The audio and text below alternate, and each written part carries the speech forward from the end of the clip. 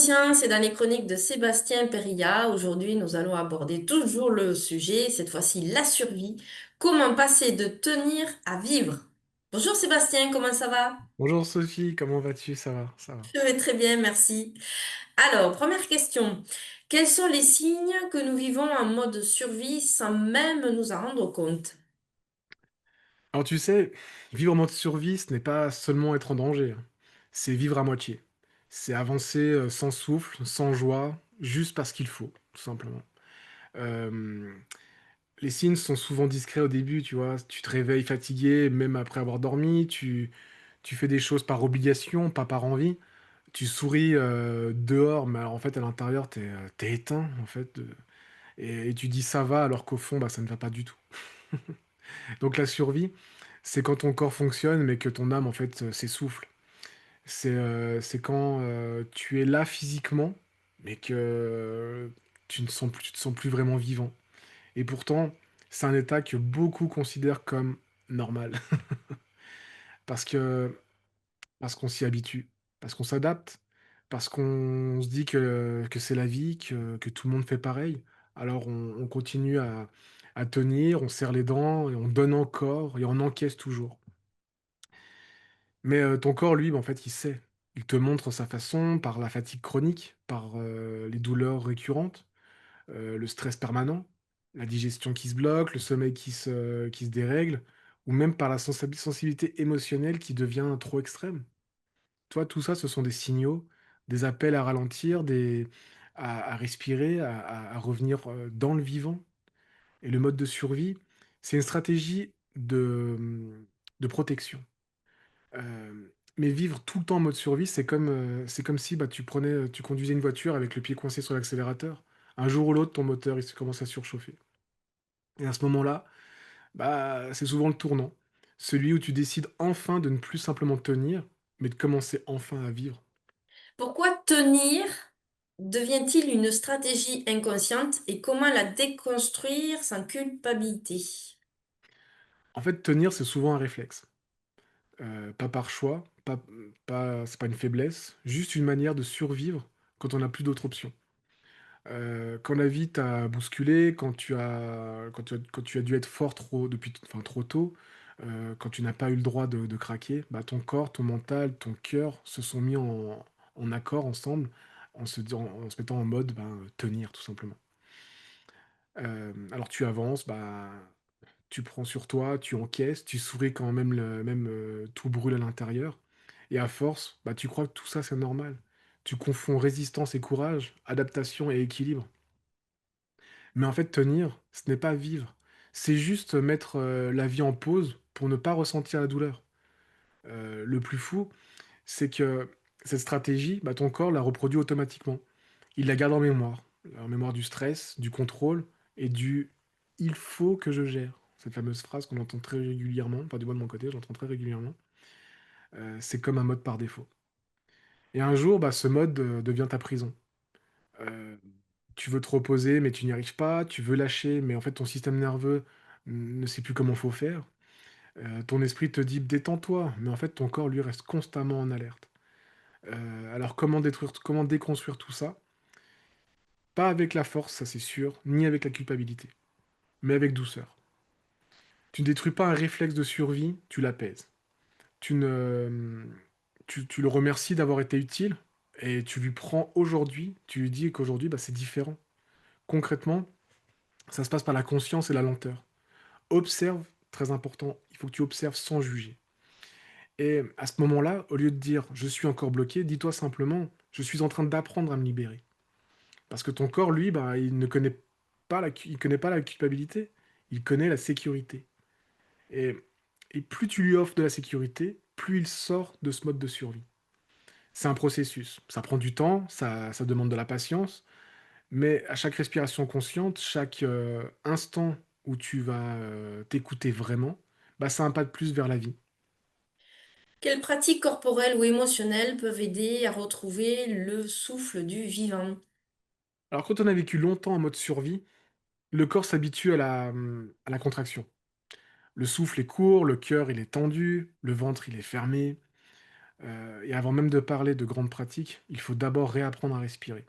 Parce que la respiration, c'est vraiment la base. La première chose qu'on fait sur Terre, on respire. Donc la respiration, c'est la première porte du vivant. Quelques minutes par jour, juste respirer profondément sans chercher à bien faire. Inspirer lentement par le nez, remplir son ventre, puis relâcher doucement par la bouche. Et tu verras déjà que le corps se détend tout seul. Parce que le souffle, c'est la seule chose qui relie l'esprit au corps. Et ensuite, je dirais qu'il y aurait le mouvement. Alors, je ne parle pas de sport à tout prix, hein, mais seulement le mouvement conscient. De la marche, de la danse, les étirements, laisser son corps s'exprimer sans contrôle. Certains le font. Et le mouvement, en fait, là, bah, il libère les tensions qui sont coincées, celles que le mental ne peut plus comprendre. Tu n'as pas besoin d'un protocole, tu as juste besoin d'un espace pour bouger sans réfléchir. Le seul plan, sur le plan émotionnel, une pratique simple et puissante, c'est l'observation sans refouler.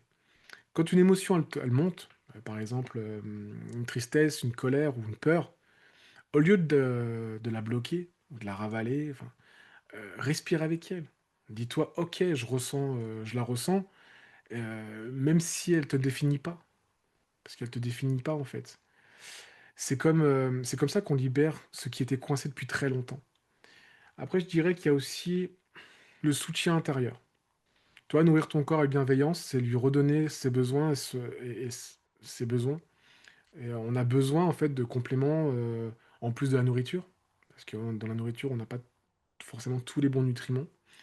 Donc pour moi, il est aussi important qu'on puisse regarder ça, rajouter des compléments si besoin. Parce qu'en fait, le corps, bah, il s'épuise, il a plus la force d'accueillir en fait ses émotions. Et quand les cellules bah, sont enflammées, sont fatiguées, carencées, et ben elles ne peuvent plus écouter, tout simplement, elles ne peuvent plus écouter la vie.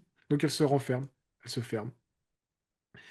Mais quand tu leur donnes tout ce qu'elles ont besoin, des nutriments, des bons acides gras, du repos, de la respiration, alors bah, le vivant il revient. Plus de vitalité, la clarté et la paix. Donc si tu veux aller plus loin, pour aller plus loin encore, tu peux te reconnecter à la nature. Elle, elle te remet immédiatement à son rythme naturel. Tu peux regarder un arbre, écouter l'eau, marcher pieds nus dans la nature, parce que la nature, elle ne tient pas en fait. Elle vit simplement. Et ce que ton corps, lui, il sait faire, il sait le faire aussi. Il faut juste lui laisser de la place. Euh, Comment dire toi, le souffle du vivant, il ne se trouve pas dans la performance. Il se retrouve dans la simplicité. Toi, comme j'ai dit, hein, respirer, bouger, ressentir, nourrir, aimer, c'est tout. Et pourtant, c'est déjà énorme. Comment accompagner et comment accompagnes-tu quelqu'un, une personne qui s'est habituée à l'épuisement vers une vie donc plus nourrissante et authentique? Alors, accompagner quelqu'un qui s'habitue à l'épuisement, c'est comme aider une fleur qui a poussé au soleil, qui a poussé sans soleil. Elle est là, elle existe, mais elle sait plus comment grandir vers la lumière, en fait, tout simplement. Alors, tu ne tires pas sur les tiges, hein, tu lui en trouves un peu les volets. Et tu vois, quand une personne vit depuis longtemps dans ce mode de tenir, bah, il faut d'abord comprendre bah, que le repos peut faire peur. Tu vois, même le vide fait peur.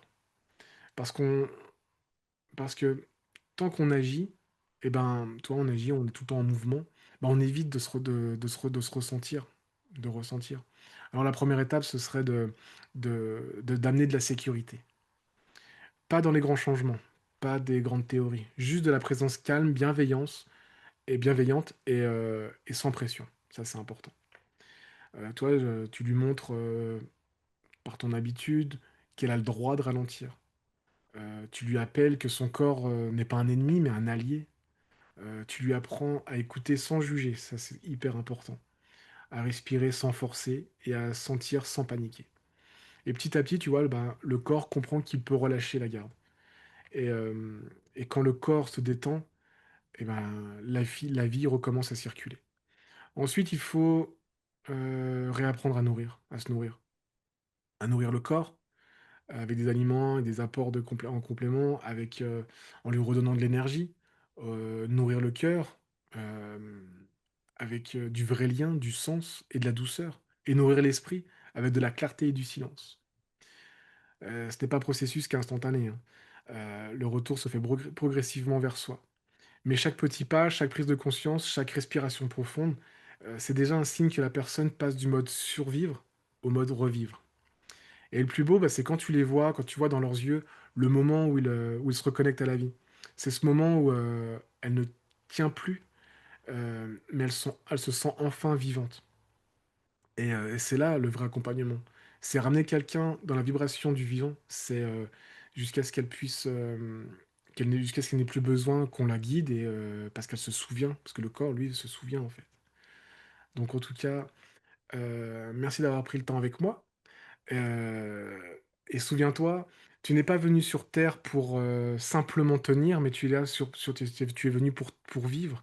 Donc ton corps te parle, ton cœur le sait et la vie n'attend qu'une seule chose, c'est que tu le laisses à nouveau circuler.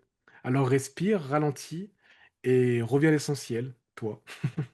Alors prends soin de ton corps, prends soin de ton âme, s'en souviendra.